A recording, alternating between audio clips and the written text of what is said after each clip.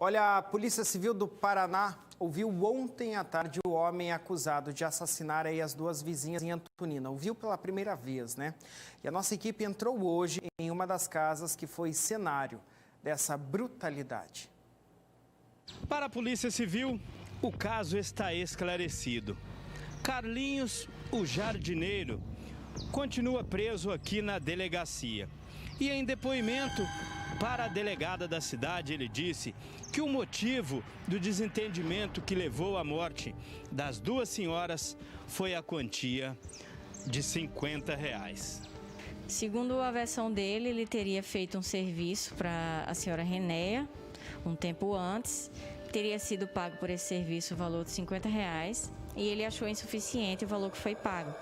Então ele teria retornado ontem, na parte da manhã, antes de ir para a casa da senhora Evanilda, para quem ele estava prestando serviço, e teria questionado o valor, né, pedindo um complemento, porque segundo ele, esse valor seria esmola. Então, em dado momento, segundo ele, a senhora Renéia teria ofendido e ele teria se exaltado e pegado um tijolo que estava próximo ao local e golpeado a cabeça dela.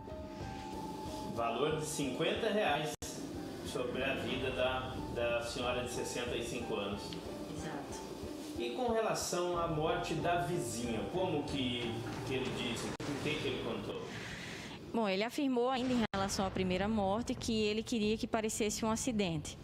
Então ele pegou o celular da senhora Renéia e foi até a casa da senhora Evanilda. De lá, ele mandou uma mensagem, como se fosse Renéia, afirmando que ela estaria passando mal e pedindo socorro, pedindo para alguém pular o muro da casa dela. E nesse momento, a senhora Evanilda entrou em contato com a família, acionou o socorro e os familiares chegaram a conversar com ela no local e adentraram na casa da senhora Renéia. Quando eles entraram lá, eles perceberam que o horário da mensagem não estava batendo com as características, né, do corpo da vítima. E aí foram entrar em contato com a Evanilda para entender melhor como que tinha sido o horário que ela tinha recebido a mensagem. E quando chamaram, ela já não respondia. Então, eles adentraram na casa dela e acabaram localizando ela também, atingida com um tijolo na cabeça, e o suspeito já não estava mais no local. Na tarde dessa quinta-feira, durante o programa Voz do Litoral, nossa equipe entrou na casa da dona Evanida Maia, de 68 anos.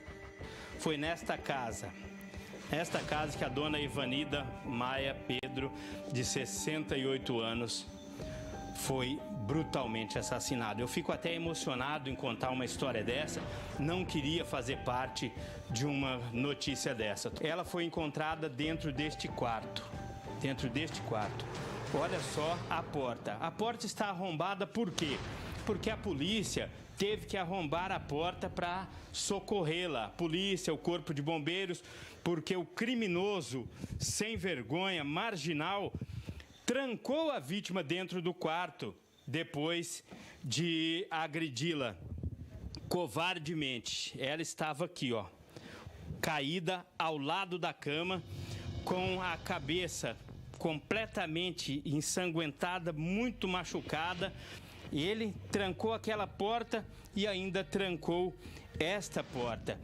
E só viram que ela estava aqui com a ajuda de um parente, de um conhecido, porque conseguiram olhar pela janela. Então ele premeditou, ele conhecia a residência porque fazia pequenos trabalhos, pequenos serviços, premeditou todo esse caso.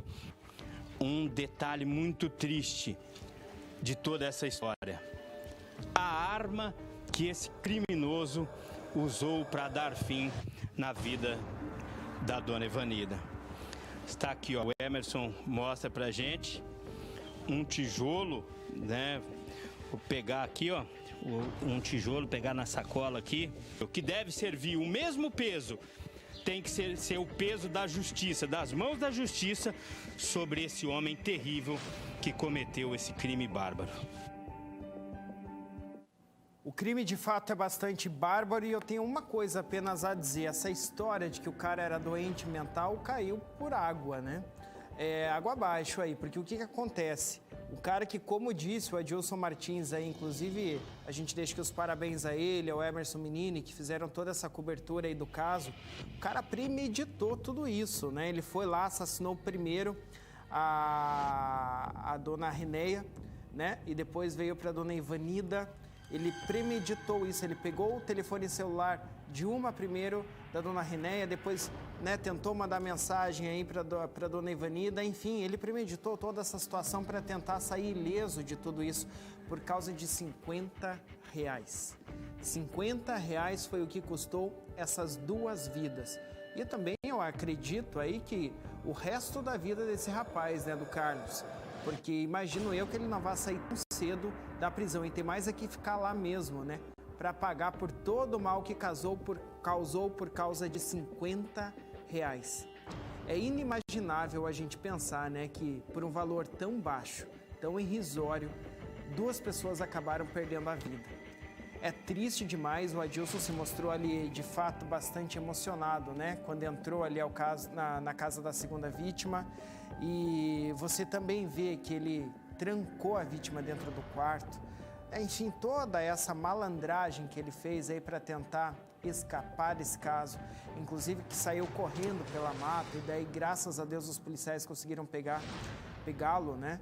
É de fato algo que quem faz sabe muito bem o que está fazendo. Não demonstra ter problema mental. E mesmo que tivesse, até que ponto se justifica isso? Na minha opinião, que sou um leigo no assunto, não justifica você matar uma outra pessoa. Nada justifica, né?